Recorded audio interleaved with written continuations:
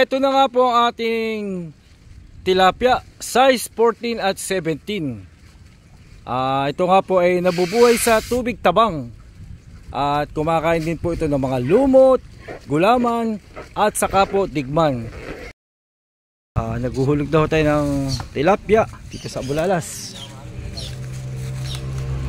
Ayan, si Kalito. Shoutout Kalito.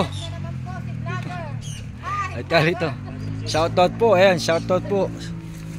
Naghuhulog na ho ng black tilapia dito sa Bulalas. At ito nga pala yung ating black tilapia. Ito.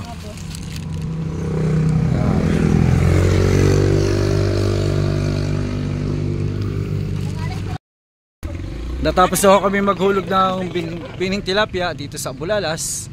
Kaya okay na. Maraming salamat po mga bossing. Ayan, maraming salamat po.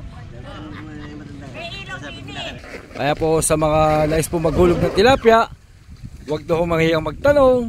PM lang po. Salamat!